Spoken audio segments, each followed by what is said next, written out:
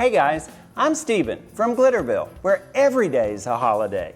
But today, we're celebrating Dolly's favorite, Easter, on HGTV's Handmade holiday series. So let's hop to it.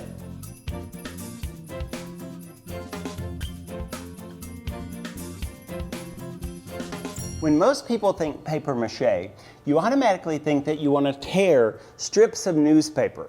And that's, for me, the worst way to start, because you get newsprint on your hands and it's just a big sticky mess. So I'm going to show you how to make a paper mache that's almost like clay. To get started, you're going to need a bowl of warm water and one roll of bathroom tissue. I'm going to take and wrap off some wads of the bathroom tissue and put it in the bowl of hot water, because we want to measure the amount we're using. And we need 2.5 cups of wet bathroom tissue. And we're going to put it into the measuring cup. And you're going to squeeze out some water. Okay, so in a larger bowl, dump it in, and then slowly take it out of the bowl, tear it a little bit, and add it back to the water, because we want the water to break it down almost completely till you can't even tell it's still paper.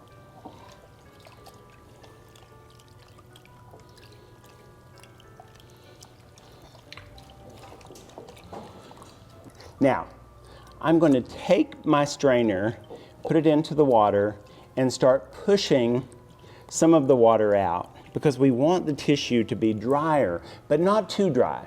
So, here's my ball. I'm going to pour the extra water out. We're going to put it into the bowl, and I'm going to crumble it back up with my hands. And now, I'm going to add to it 1.5 cups of white glue. Now, I know you're probably thinking, but paper mache is usually a flour paste, and that works too. Glue is just a little friendlier, but if you only have flour, you can use flour. And then 2 cups of joint compound. Now this is the stuff that you see being plastered on the wall to fill cracks when you're building a house. We really want our mixture to be creamy. So for that, we're going to need a mixer. So just put in your beaters and start beating it just like anything else you would mix in the kitchen. Now, I usually have about a cup of flour set to the side, and I'm going to put a little bit into the mixture, but not very much. This will give it just a little bit of body. Okay, so my mixture looks pretty good at this point. So I'm going to clean off my beaters, set that aside, and now I need to cover my bowl with some plastic wrap just to keep it fresh and moist while we're working on the other part of the project.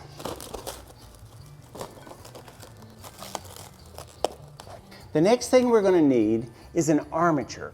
And what's an armature?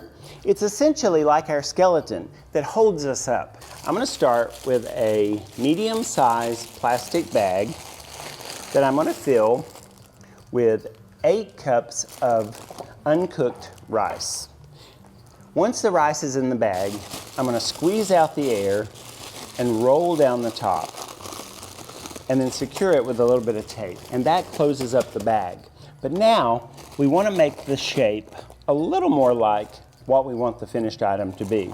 So I'm going to take a little more tape, and I'm going to do a crisscross across the top.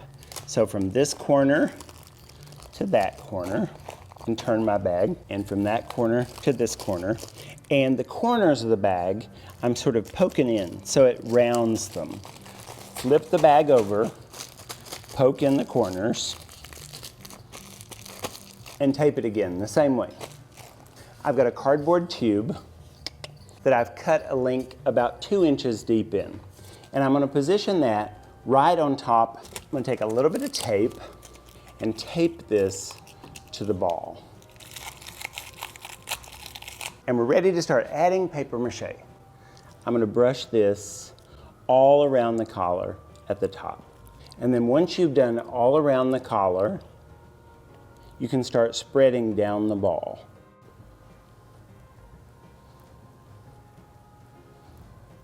Once you get about halfway down, we can flip it over to do the other half.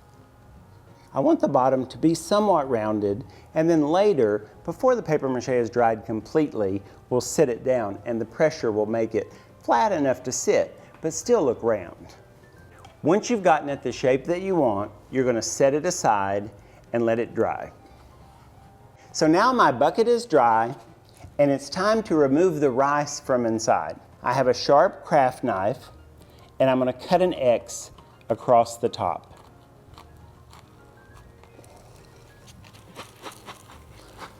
So once you've poured out all the rice, you can reach in and pull out the plastic bag and just work it out of the collar, like this. So just take your craft knife and go all the way around, like that. I'm going to take some sandpaper, and I like 220 grit, and I'm just going to start sanding the bucket. See this little ridge here? That's the kind of thing we really want to get rid of. And now around the top, so that's nice and smooth. And sometimes the cardboard will stay in there perfectly and become the actual surface, and sometimes it sort of slips around. This one's sort of 50-50, so I'm not sure in the end. Oh, there's my answer. Popped right out. It's time to start adding some features to the bucket. This is the original basic, and I'm going to add a little bit of flour, and I generally just add it to a spot where I want to mix, because I want that to be a little thicker clay. So I'm going to put 2 eyes and 2 cheeks on my rabbit. So I'm just going to brush a little bit of water so the paper mache will actually stick when I add it. So I've got this little tiny ball here. I'm going to wet the back of it, and I'm going to put it onto the bucket. Now I'm just going to do another little roll.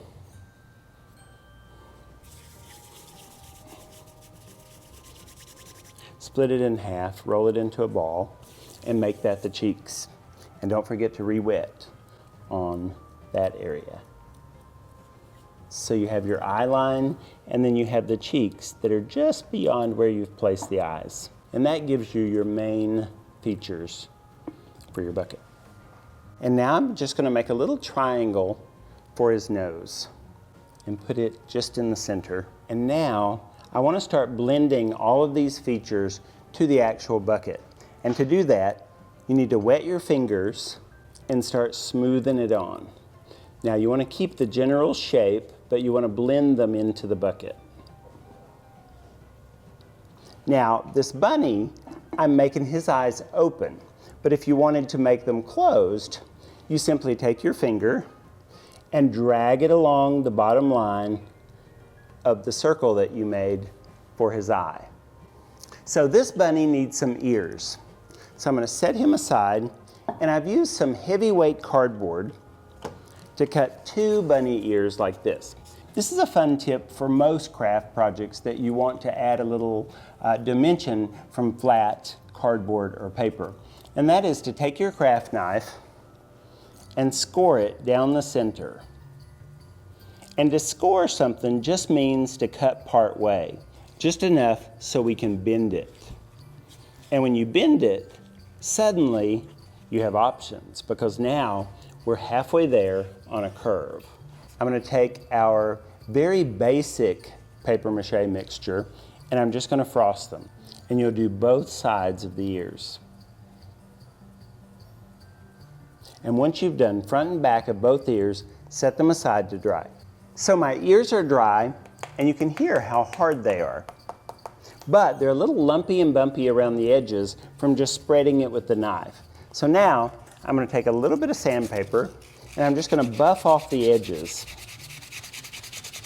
So you just want to file that off all the way around till they're nice and smooth.